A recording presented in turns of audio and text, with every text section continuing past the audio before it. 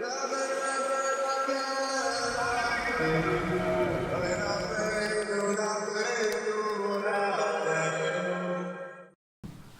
guys, I want to get started because, we're going to do a review every time before we start.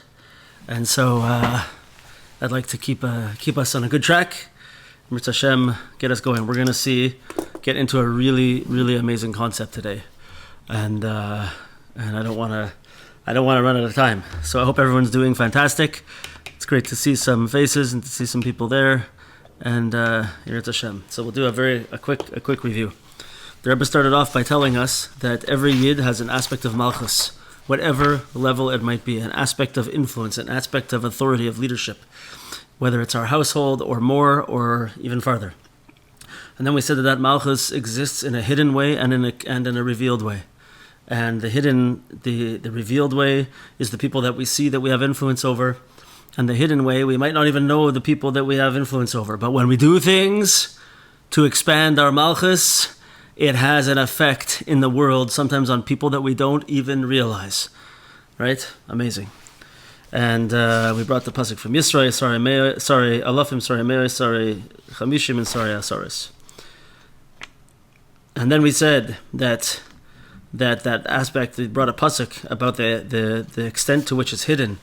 The Malchus, the Malchus is just like, even though B'chol Makom Muktar and Mugash L'Shmi, that Avodah Zarah can be done. And even though someone's doing Avodah Zarah, and it looks like it's the farthest thing away from serving Hashem, on the deepest, most hidden level, even that is to Hashem. Why? Because nothing else exists but Hashem. Everything is only alive because of the chiyus of Hashem. So everything that's happening really is an aspect of Hashem, and is going towards Hashem. Then we said that once you have this Malchus, you have to make sure that you don't use it for your own gratification or benefit. Rather, the Malchus has to be B'cheirus, has to be Ben Chorin and then Cheirus, like Mordechai Tzaddik, that we said his name implies the aspect of freedom of Malchus, right? Mar Dror, the Cheirus of Maris, of Malchus, the freedom of Malchus, and he brought it to a new level, where it was perfectly free, and that was the greatness of Mordechai. Also, let's not forget, because we're going to see something about the Megillah today also. We started off with the pasuk. The first level of Malchus was a quote from Haman HaRasha, who said that every man should be a soirer bebeisai, the ruler of his household, right? And then we brought this inyan of Muktar and Mugash L'Shmi, that the Avodah Zarah that's done to idol worship. Muktar is the word for Ketaris. Right? So you have Haman HaRasha saying there's a type of Malchus that he wanted to put into law. Why? Because he didn't even have that. Right? And then we bring a proof to Malchus from the incense that was offered to Avodah Zarah. Right? Now we bring in Mordechai Tzaddik from the story of Purim, that his name is the translation of one of the ingredients of the incense. Right? That first incense was the incense that's burned to Avodah Zarah. Now Mordechai Tzaddik is like the tikkun for that aspect of the incense that was burned to Avodah Zarah. He does Malchus correctly. Right? He reveals that everything is only for Hashem. Ki im l'Hashem yisparach. That's what we said. And so you see a definite connection here from Haman HaRasha and the Ketaris to now Mordechai Tzaddik, who's the anti-Haman. Right? He's the tikkun for Haman. He's the tikkun for incense offered to Avodah Zarah. Amazing. Then we said that Mordechai teaches us that Malchus done right is when it's ki'im l'Hashem yisbarach. When you're doing everything that you do, you're using your authority, your influence only for Hashem. What does that mean? It means to be mazir and mechiach. It means to caution and rebuke those who are in your sphere. And then we said that in order to do this, you can't just go and start yelling at people. It won't work.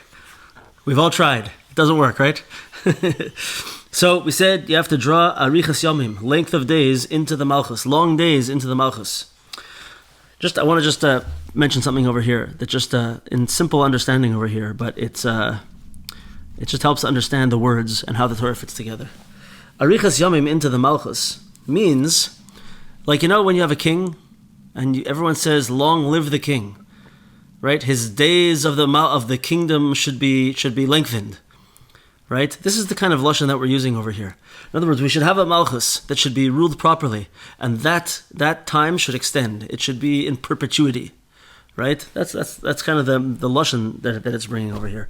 Of course, we know on a deeper level, as we explained, that Arichas Yamim is referring to the high levels of light that come from the Surah of Keser, that are drawn down, right? But on a simple level, the Arichas Yamim, the long days of the king, this is what we're talking about over here. That why? Because it shouldn't be that the Rabbanis, the authority, buries the kings. And like we said, that Yeshayahu Hanavi was Isaiah, right, the prophet. He outlived 4 kings. There were 4 kings during his lifetime, right? And why? Because those kings were all not using the malchus properly, so they were buried. They were buried and they died.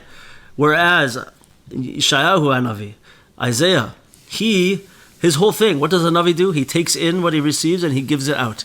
As we've been explaining, this is the main concept of Malchus, is to receive from a higher level and give out in a way to benefit those beneath us. So this is what it's all about. We have to draw in, and because if we don't draw in Arichas Yamim, then the Malchus is going to be Mikaberes, it's going to bury us. And then we said, how do we do it? We don't know how to do it properly. So what do we have to do? We have to draw in das into the Malchus. Das, deep understanding, intrinsic understanding. And in order to do that, we have to do it by being Osek b'Torah, really toiling hard in Torah. And not only that, and then that will draw the das. And not only that, it has to be Torah with our mouths, out loud. Torah b'peh. And through being Osek b'Torah with our mouths, we're able to draw down das and Arichas Yamim into our Malchus. And this is what is somehow going to give us the ability to be Mazir and Mechiach. Right? That's where we're holding right now. Basically, that's a pretty good recap of where we are right now. So, but we still didn't learn, and hopefully, I'm not sure if we'll get to it today even yet. We still didn't learn how it is that we caution and rebuke people. Welcome, guys. Because once again, you don't go and yell at people and tell them what they're doing wrong. It does not work, right? So we're gonna have to see.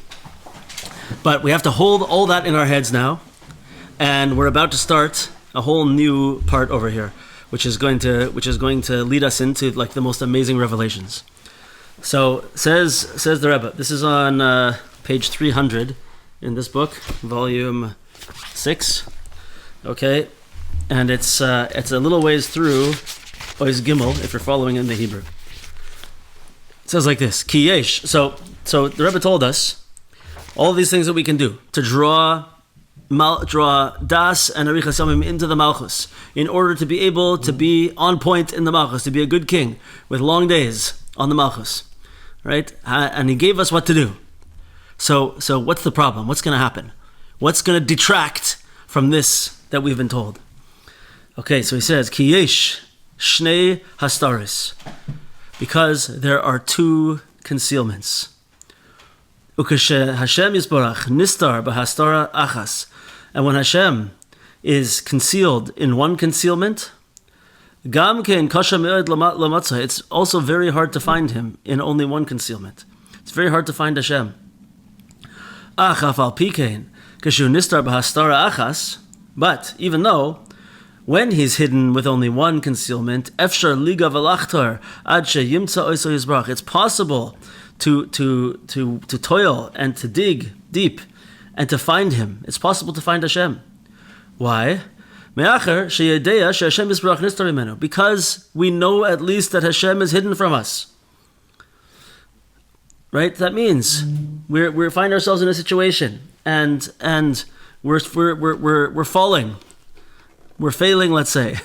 And let's say a person does something they're not supposed to do, does an Aveira. Right? Okay, but the person feels terrible and they realize what they're doing is wrong. Right? So that's called one concealment. I'm in a bad place now. I did things I wasn't supposed to do. And because of that, Hashem hides his face. I don't get to see Hashem so clearly in my life. Okay, but I know that I did something wrong. And I know that Hashem's hiding from me. But I know Hashem is there, that he's hiding from me. right? So this is something already that it's a hard place to be. It's a difficult place to be. And this is what our averas do, by the way.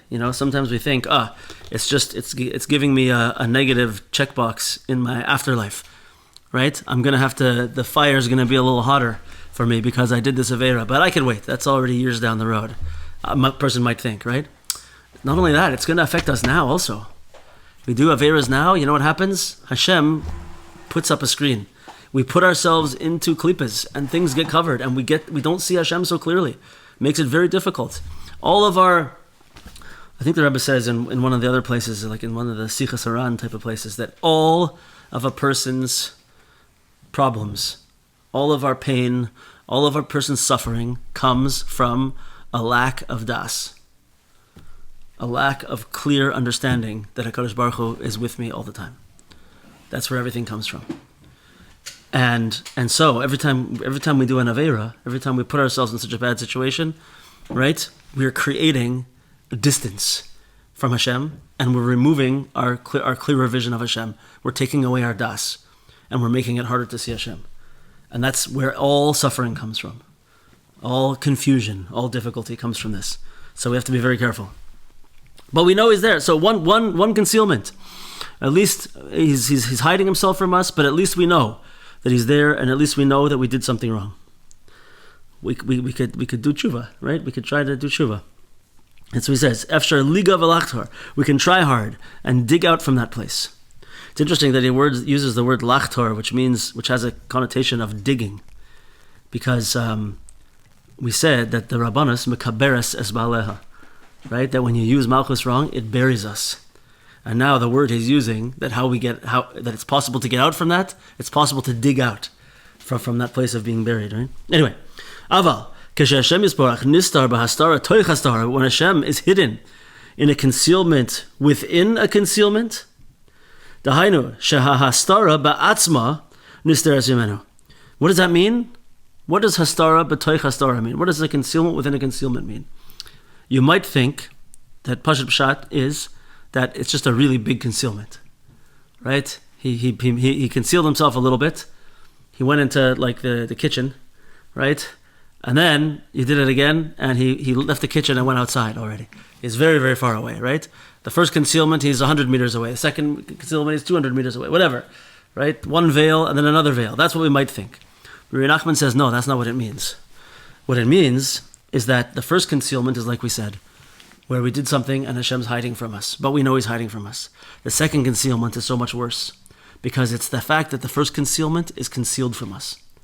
We don't even know that Hashem is hidden from us. This is the bad part. This is the terrible existence. The hiddenness itself is hidden from us. We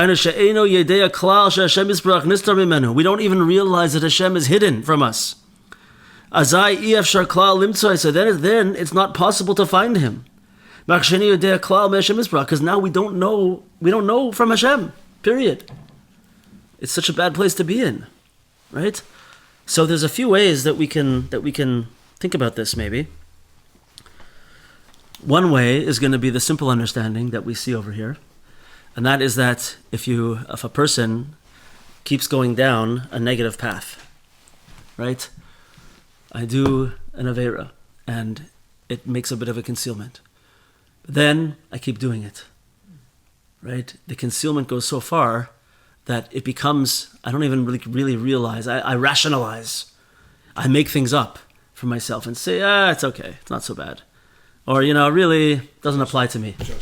Justify it. I justify and I rationalize to the point where I don't even realize anymore that there's a problem. I don't even have to ask Hashem for forgiveness. I don't talk to Hashem. Why? Because everything's fine. I don't even acknowledge that anything's wrong. Right?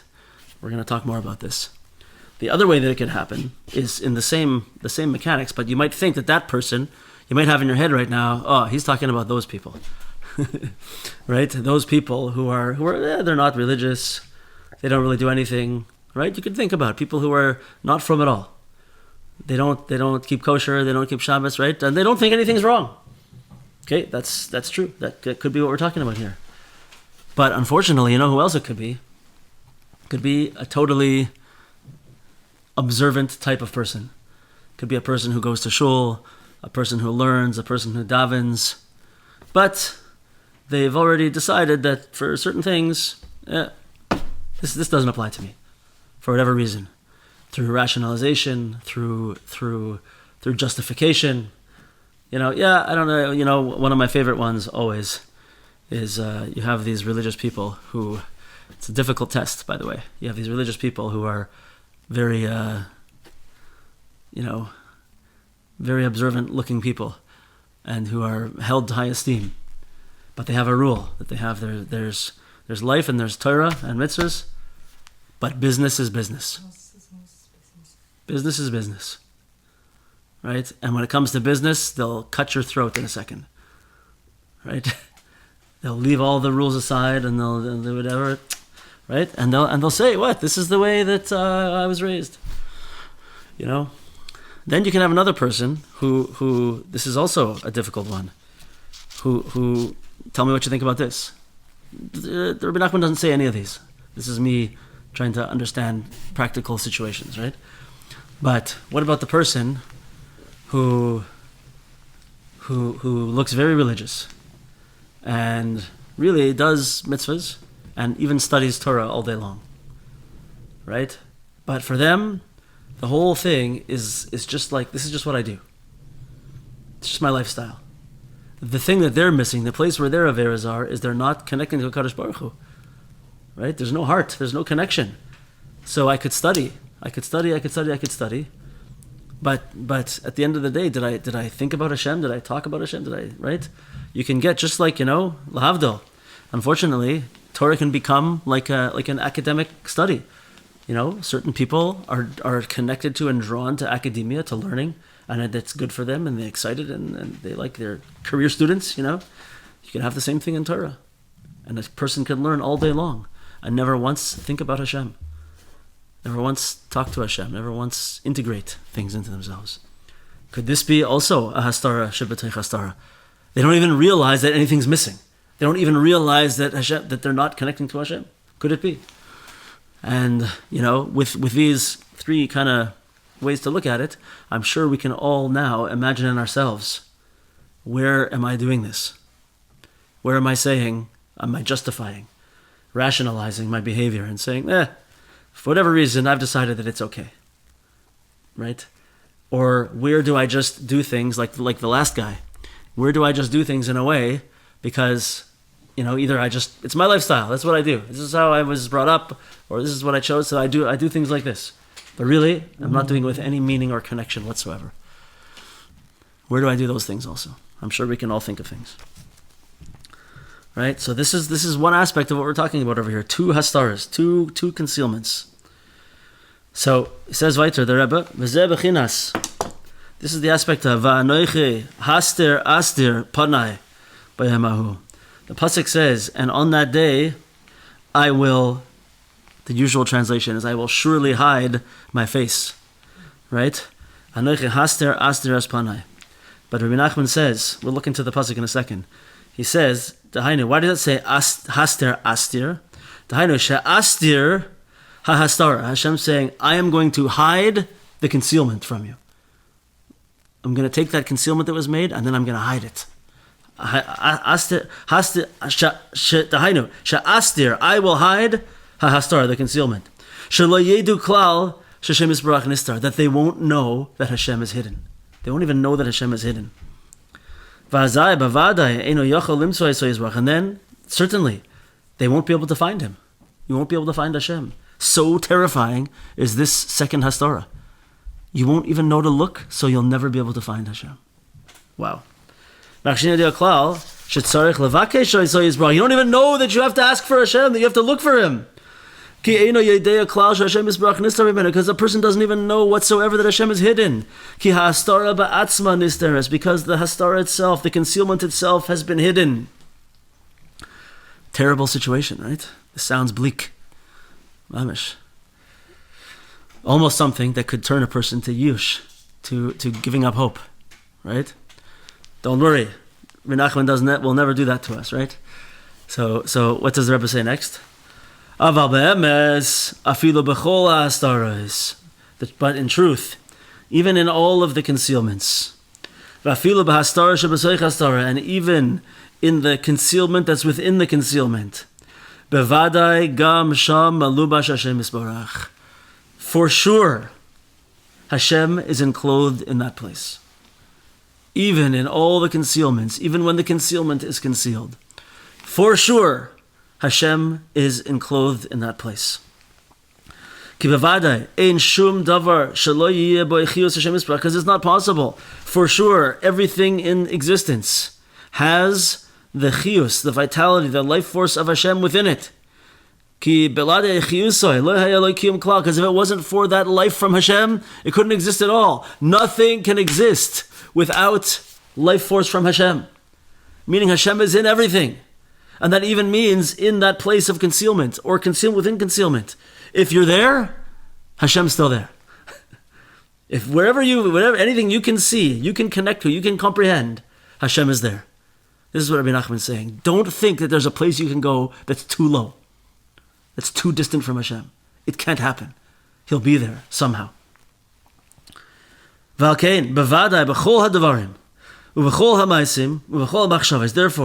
in all of the things or words, and in all of the thoughts, in all of the actions, and in all of the thoughts, Hashem is enclosed in those places, so to speak. Get ready for this one. You can't tell too many people this one without some good background. But even if, God forbid, a person does an aveira, a sin, that is, it's not the ratzon of Hashem, it's not the desire of Hashem. It's against Hashem's will and desire that you should do such a thing. Even so, there is for sure the chius, the life force of Hashem in that place. Shehu behelem gadol, just that it's very, very, very hidden. It's in a very big concealment. Hashem is always there. It's just to what extent is he concealed. Torah, hi hachius shel kol davar. Before we get there, I just want to explain something here. This is, by the way, you can see an allusion to this idea in the commentary of Reb Chaim Kramer in this book. But we're talking about this idea of the concealments and how it can be very serious. Right? So, there's a few ideas over here. Because it's a funny thing that we said over here, that the Torah says, V'anochi haster astir es panai, these two lashonos. And we'll see from the explanation of what the how what's going on over there, and also the explanations of some of the commentaries, there might be something deeper going on over here. Right? So, because Rabbi Nachman just told us that this is a very serious concealment where Hashem is going to be kind of totally hidden from us, to the extent that we won't even know. It could be that we won't even know to look for Hashem. The fact that Hashem is hidden from me is hidden from me. I don't even know to look.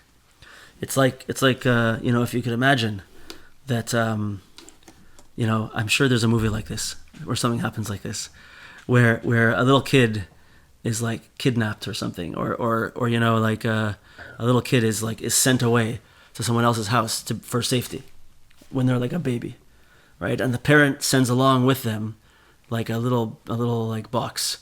And in that box, there's a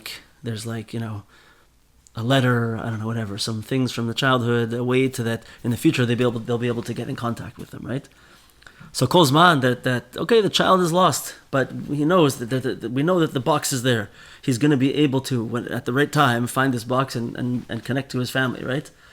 But what if the people that they sent them to are like evil people, right? And they just want to use this kid and put him to work, whatever. So they take the box and they throw it in the garbage, right? Now the kid he's never going to be able to ever connect. He's never even going to have a havamina that he has another family, that there is something there even whatsoever. There's no chance he'll even think to look, right? A little bit of a mashal to understand over here. But so too, if Hashem puts us in a place, or if we put ourselves in a place, right, where even the fact that Hashem is hidden from me is concealed, I don't even know to look. it's how am I going to get out? It's so dismal of a place to be. Right? But then, Rabbi Nachman says, but don't worry, it doesn't exist. There's never a place where Hashem isn't there. So, this whole build-up, how do we see this over here? Where's it coming from? How can we understand it a little bit? So I want to say it like this. Maybe it could be, and we'll see it in two places. Maybe it could be that second Hastara that second concealment is not such a terrible thing. Huh? Maybe it could be. How so? So the way Reb Chaim explains it down here is like this. We know that in Kabbalah, that the reason why we have to have all these different kelim, spheres, universes, and everything, right, that bring it down, is because at a certain high height, the light is too powerful. The light of the Ein Sof, the infinite light of Hashem, is too powerful. And if it would come to us right now, we would be gone. We'd be vaporized, obliterated, right? We'd be gone. It's too powerful. So Hashem does a kindness to us, and He makes it go through all these stages. Each stage, it's limited and limited and limited and filtered until us people here in the lowest place, right, can experience the light of Hashem in certain measured amounts that are specifically made for us, right? So really, we see that it's a kindness from Hashem that He limits His light from us often. So the way He explains it over here is it could be like this. It could be that a person, if a person does an Aveira, this is the first concealment, does something they shouldn't do, and it knocks them down into a lower spiritual plane, right? It brings them down into a lower place. So it could be that from that lower existence, the same light of the level that they were on would now be damaging to them. Right? To be too, if I was up here on level, let's say level 5 for whatever reason, I don't know, I'm just making the number up, right? And I'm at level 5, things are going okay, and there's level 5 light there, right? So now, what if I do an Aveira that knocks me down to level 2? In existence. But if I would remain in that place, like I became a level 2 person. But if I remained in the place of level 5 light, and I'm a level 2 person, maybe that light would be too powerful for me, and it would come to me in a way that it would harm me, and it would break me, right? So maybe it's possible that Hashem says, okay, you know what? You brought yourself to this place. I'm going to step back now, one more level. So from this place, you won't be harmed by my light. You have to spend some time over here to build yourself back up before I can bring that light back to you. So maybe, according to that understanding, it's a bit of a chesed, right? It's a bit of a good thing. And that's why Rabbi Nachman says, but Hashem's always there. Meaning what? What even in that place, Hashem's still doing something that's meant for you.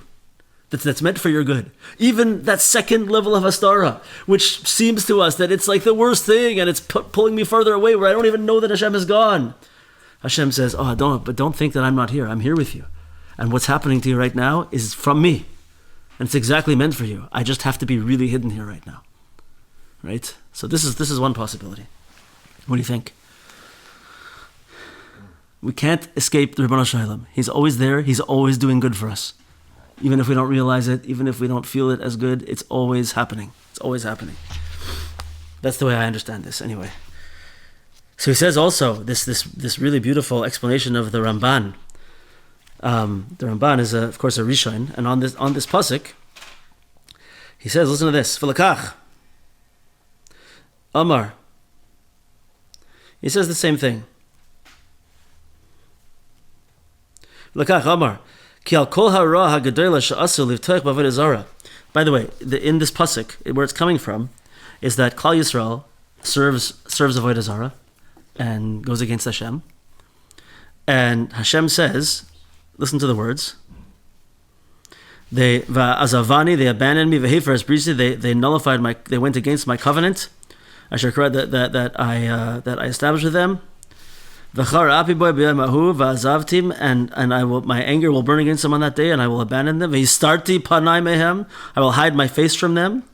V'yalecho, and they will be to be consumed. Umatzau ra'is rabba, and they will find a lot of ra, a lot of evil situations. V'tzarai, suffering. V'amar b'yom hahu, and then they're going to say, the people will say on that day, Haloi al ki ein elokai b'kirbi matzauni harayis ha'ele. Then they'll say on that day, they'll say, it must be because Hashem is not in our midst that all these bad things are happening. Right? So it sounds like, the way that the Ramban explains this, the way everyone understands it, is that they did a little bit of tshuva. Right? They were idol worshipping, and then just like we said in this Torah, Hashem withdrew himself in one Hastara, and then bad stuff started happening. Rois, tzoros, suffering, pain. And they said, it must be because Hashem is not with us right now that this is all happening. It sounds like they're doing a little bit of tshuva. Right?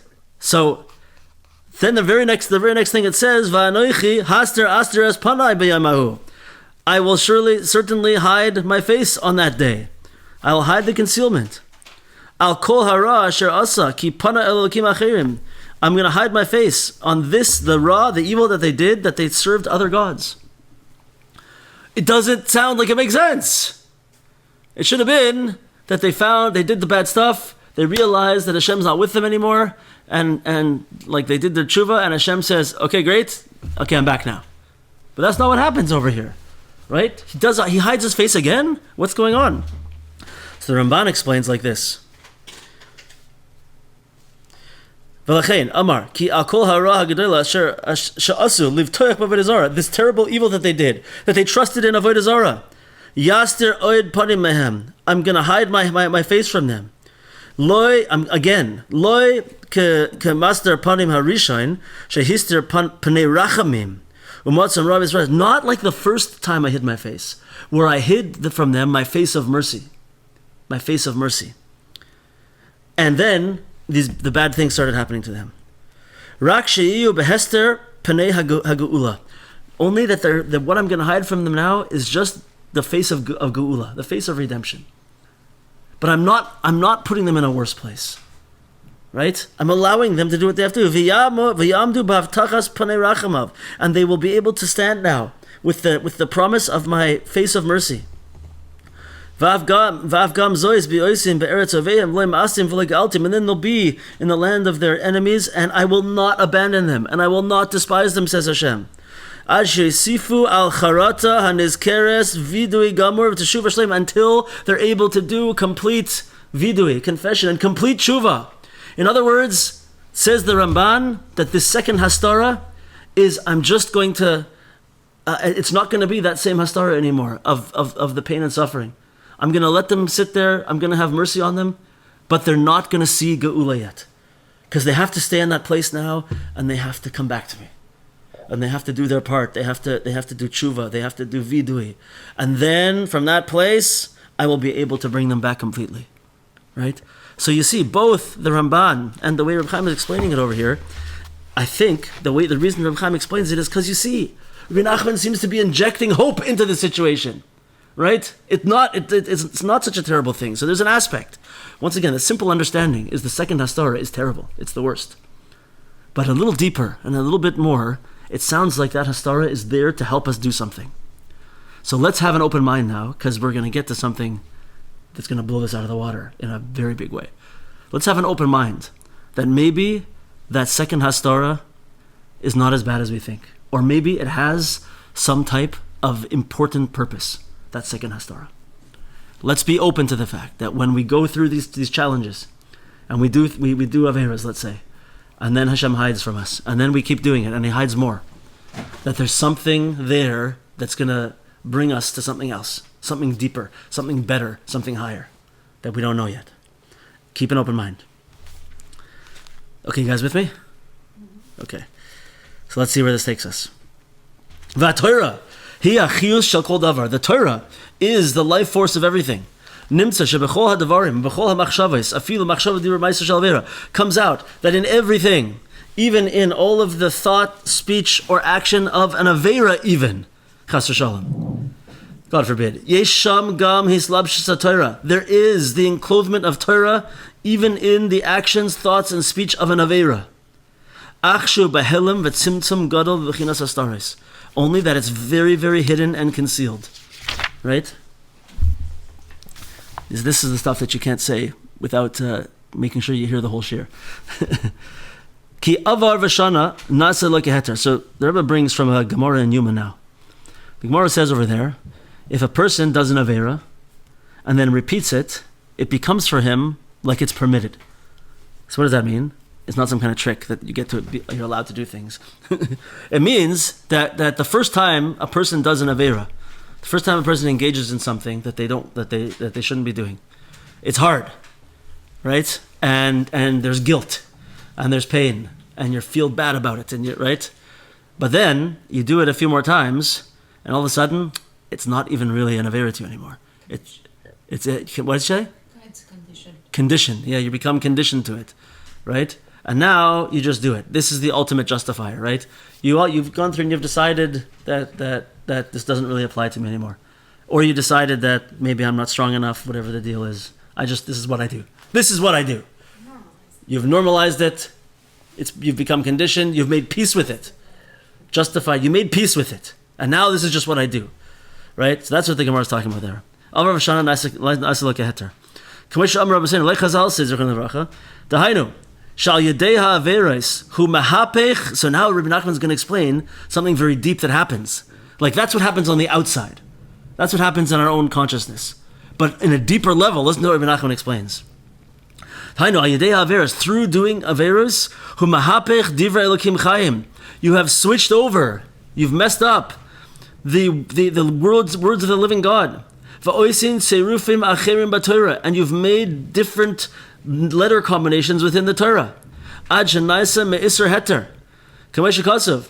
Until you made from them what used to be prohibited is now permitted.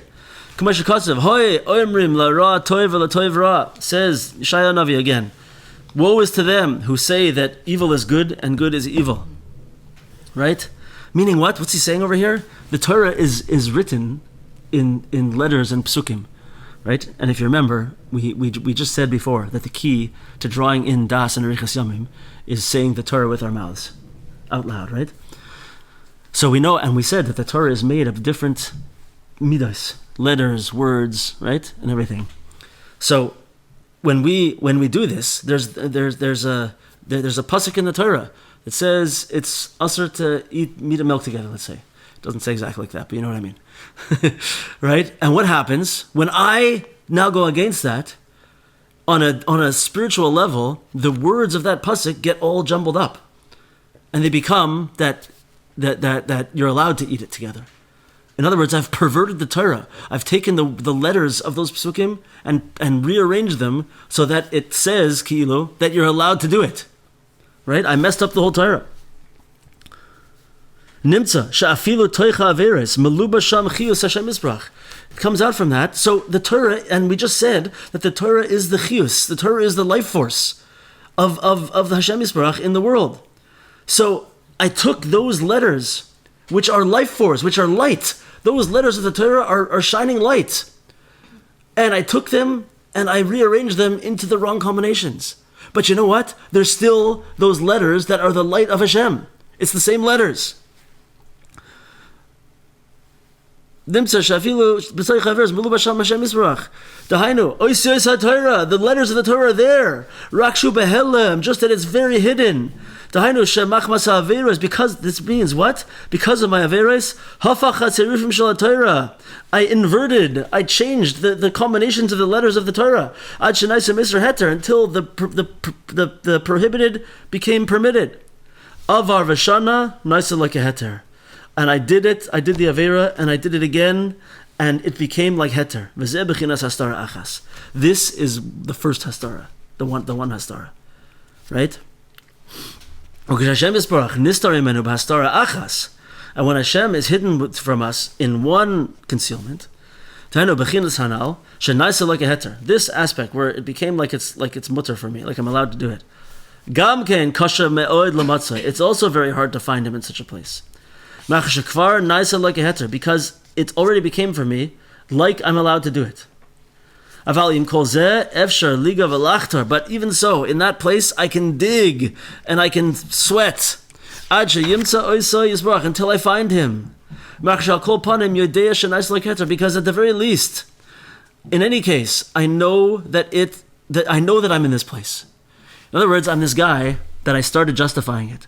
But then I said to myself, listen, you know you're just rationalizing and justifying. Right? I know that I'm in that place.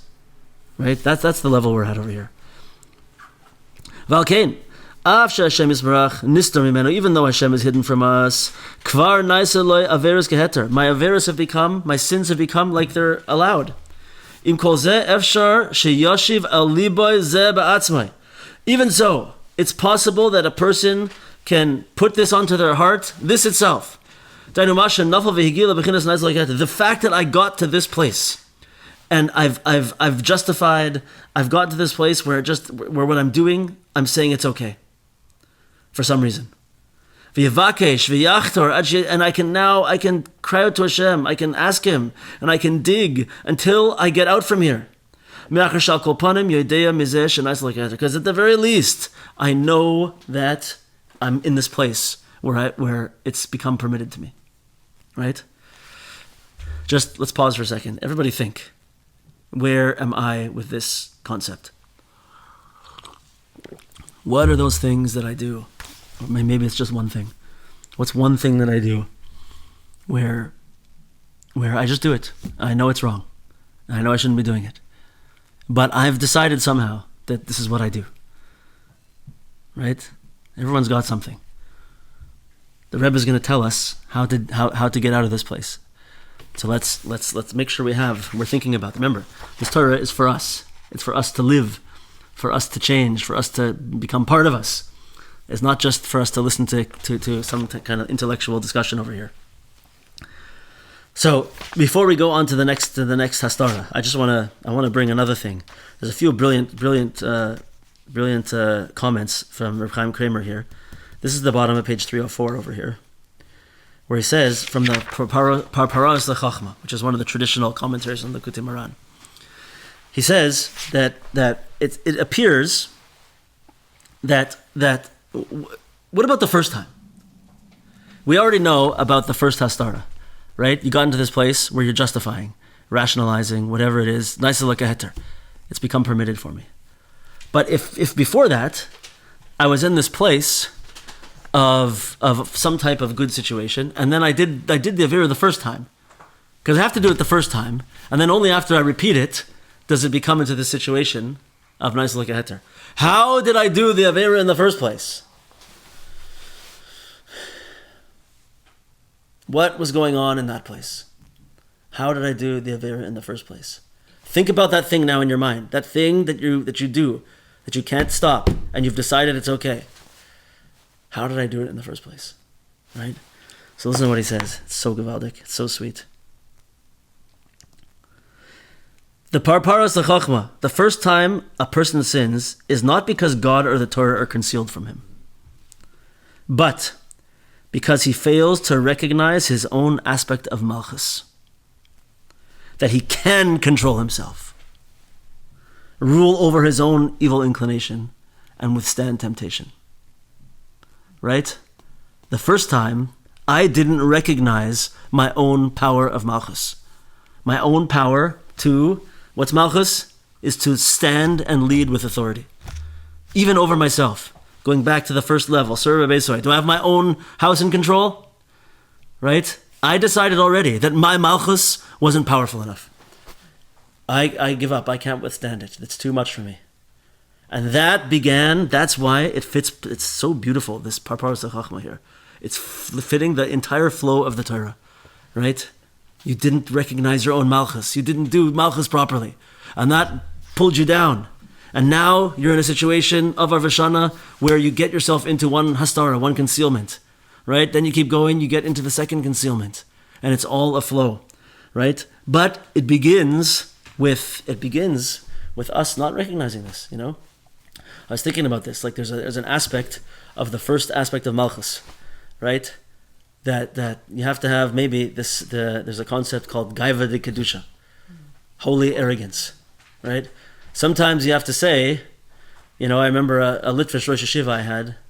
He used to say, sometimes you have to say that this type of behavior is beneath a person like me, right? That's called holy arrogance, right? But maybe from the Lashon that we're learning over here, you would say, I'm not going to do that. I'm a melech, right? I'm a malka, for you ladies. I'm a melech. I have authority. I have power.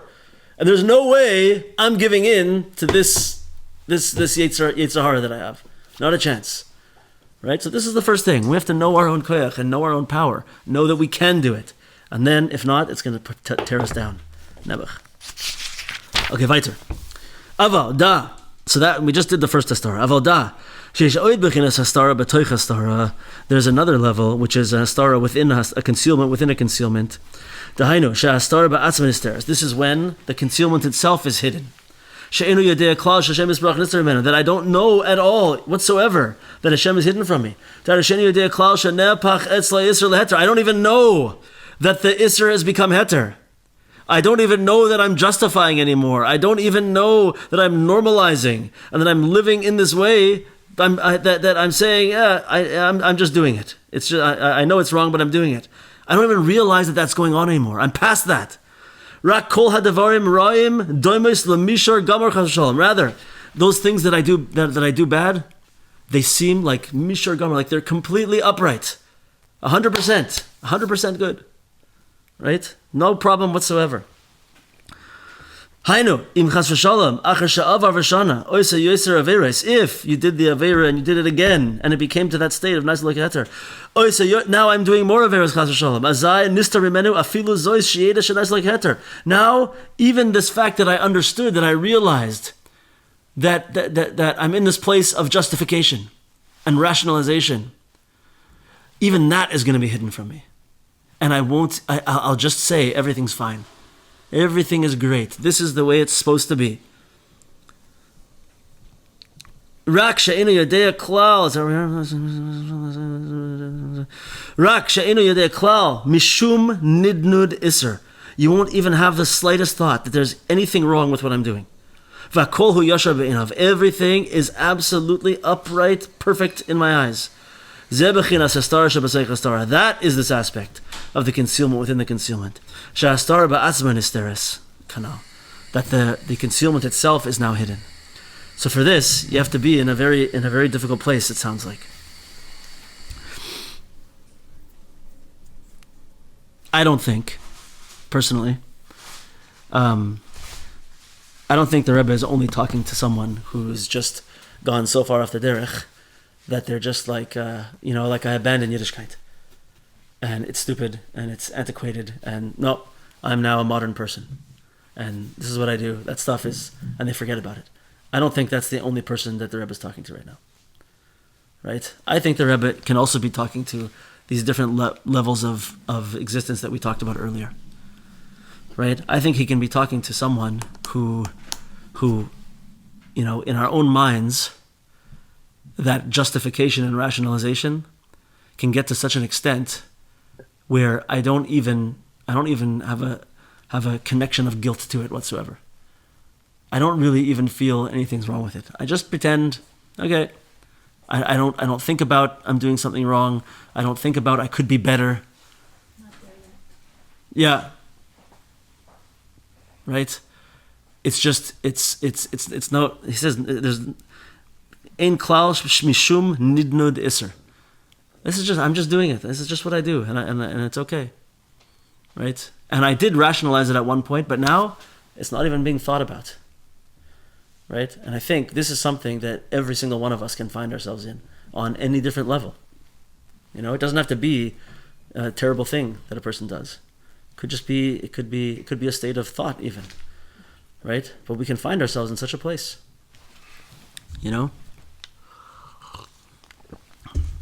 I feel like this would be a good thing to have a discussion about, maybe with a very close friend, and be able to say, I'm really struggling with this area. Here's where I see myself in this Torah. Here's where I see myself in this. It's nice sometimes to have someone like that to talk to. By the way, it can be Hashem in Hispoidus, where you speak to him like a true friend. This is a great Hispoidus topic.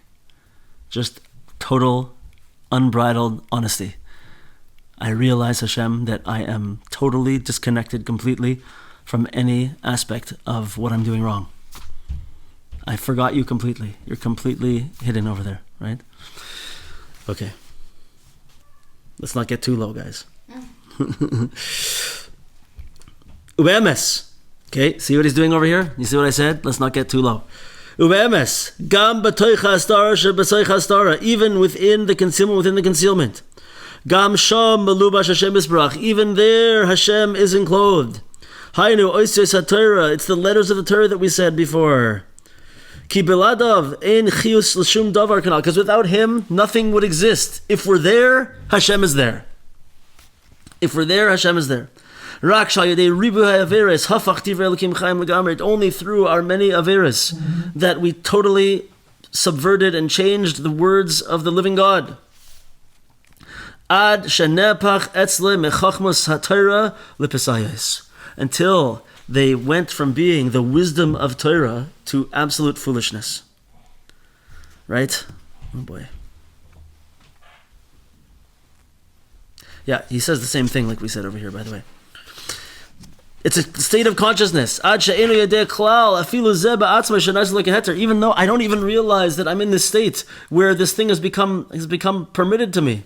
In that state. Which this is the aspect of Hastara. This is this place where we can find ourselves. So Al-Kain. So now we're going to begin. You remember in the story of the Chacham and Tam, right? Where we had the turning point, right? This is now the turning point of this concept. Okay? Says the Rebbe, page 308. Al-Kain, Tzarich. Should we say this story? He brings a story over here before we get there. He says a story from the Berditchever Rebbe, about the Berditchever Rebbe, right?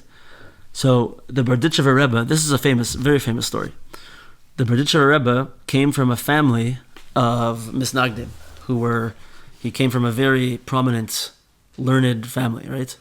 One of these people destined for Torah greatness. And, however, he was not on board. He left and connected to the Mizritcher Magid, who was the student of the Baal Shem Tov, and became one of the students of the Mizritcher Magid, right? And so he went and he spent a year by the Mizritcher Magid, and when he came back to his house afterwards, his family was like, so no? Like they were making fun of him. What did you learn for a year by the Hasidim, by the crazy Hasidim, right?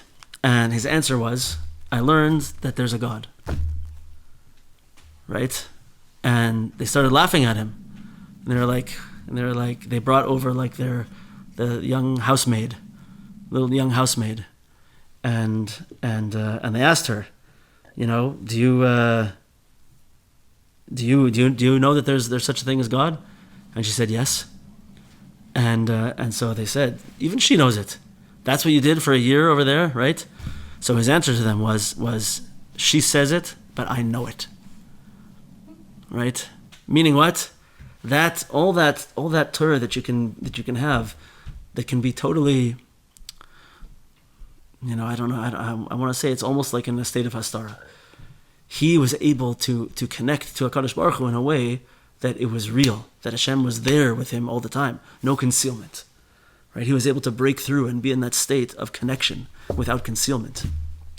Whenever we have the concealment, it's taking us away from that experience, and then we're just behaving like imposters, right? Doing the deeds and doing what we're doing and pretend, but we're not really connected.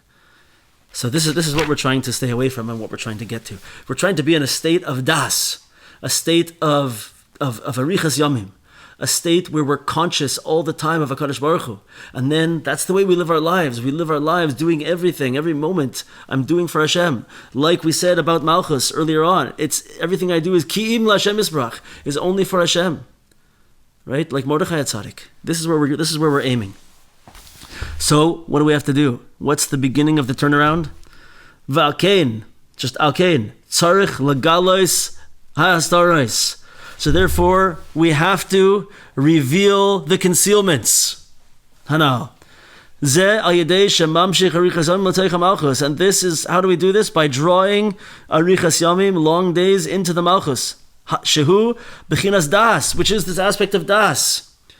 Val yedei da hadas yuchol leida shafilu toicha hastara ba'atzma afilu toicha hastara shabazeich hastara gam sham melubash Hashem yisbarach tahainu haTorah. Why? What does das mean? Once again, das means awareness. Das means consciousness. It means that Hashem is right in front of my eyes all the time. Das is shivisi Hashem lenegdei tzamid. Hashem is always in front of me. And when I'm able to draw in arichas yamim and das, then even in the biggest concealment, even in a concealment within a concealment, there I can reveal Hashem. Right? Hashem is there in the letters of the Torah that were messed up. I can show that Hashem was there. And then,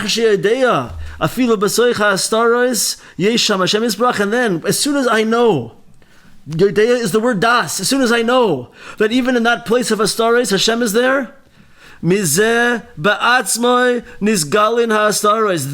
itself will reveal the Hastaros. V'naseh mehem Torah, and will make from them Torah. Meaning, when I fell into that place of Hastaros, of concealments, the letters of the Torah were all messed up, and what was prohibited was permitted, and everything was messed up. The Torah and the letters were there. The holy letters of Hashem were there with their life force and everything, but they were all messed up, and they were concealed. Hashem was totally concealed. The Torah was concealed over there. But now, through drawing in arichas yamim and das from that into that place, just the fact that now I recognize that Hashem is there. I recognize that Hashem's Torah is in this place with me. I'm able to reveal that concealment, and all those letters are able to go back to where they're supposed to be. And from that place now that I find myself, that I thought was so low, I can create Torah from that place. I can make Torah. The illuminating connection to Hashem can come from that place. Vafilu. Even in the concealment, within the concealment, nice Torah, I can make Torah. Because the truth is, in that place also, Hashem is enclosed, meaning the Torah. But because I didn't yoidea, I didn't have das, that Hashem was hidden there. That itself is the Hastara. He keeps using this word, but that is itself the Hastara, or that is itself the revealing, because it's all concealment versus awareness and consciousness of Hashem. You hear this? And right away, immediately, as soon as I know that Hashem Yisbarach is hidden there, for that itself, that concealed within a concealment becomes turned on itself. And it becomes das. The Hastara Shabbasoich Hastara becomes das. The Huchsara HaTorah Shanistarkan Ladas, and that Torah that was hidden over here returns to becoming das. Because I know that Hashem is hidden in that place. Wow. I think we'll stop there. Yeah, that's the place we'll stop. So, we're still not quite there. We still have not said how to rebuke people properly. We still can't go home and yell at people, and we still can't go to places and tell people that they're doing wrong. It's not going to work. And we all know. We've all tried it. It doesn't work. We still don't completely quite yet understand exactly how the Das works and how the Torah works and how everything works, but we are developing this path. It's coming, it's getting closer and closer and clearer, and we're almost there to start seeing more and more about what's going to be. So everybody hang on, and let's remember. I think one of the things I want to remember from this Torah today, that we learned today, is this very, very important point. When we're struggling, and we're about to make that first step into doing something that we shouldn't do, right? We have to remember that Hashem believes in us, and Hashem gave us Malchus. This is the beginning of the Torah. Hashem gave us Malchus. He gave us power. He gave us influence and authority over some people around us, but over ourselves, to be Sur B'Beisai, to take control of our own house. And we can do it. The only way we're going to start falling down this path of Aveira and Hastara Shebasei Hastara is if we don't believe that we can stand up to it. As soon as we lose faith in ourselves, in our ability to stand up and be a melech, a malkah in that place, then the process is going to begin. And the second thing that I want to take for this and I want to remember is that Rabbi Nachman paints a bleak picture and says there's something called Hastara Shebasei Hastara, and it's terrible. And you don't know Hashem's there even. You don't even know to look for Hashem. But then he says right away, but you have to remember that even in that place that you think is the worst place, even in that place that you think is so low, for sure, he uses the phrase over and over again, bevadai, for sure, Hashem is there with you. In every place. You think you got to such a low place, you don't even know to look for him? He's still there. You're still going to get out. You're still going to make it. Hashem's not going to leave you. This is classic Rabbi Nachman. Things are difficult, things are challenging. We want to have yush. We want to say, I give up. I'm done. I can't do it. Game over. Hashem says, no. It doesn't exist. Ein shum yush klal. It doesn't exist. There's no such thing. Why? Because in every drop of creation and existence, Hashem is there, the light of Hashem is there, the light of the Torah is there. It's just a little hidden, and you'll find it. It's like the concept of Ein Shum Yesh Ba'olam Klal, which means there's no despair, giving up in the world at all whatsoever. It's like he's saying it doesn't exist. Why doesn't it exist? Because there's literally no place that Hashem isn't there. There's no place that the light of Hashem isn't there. We can't get away from Hashem. And that's supposed to feel good, by the way. Hashem is always there to help us, to give us light. Mirz Hashem, we should take that from it and we'll get more.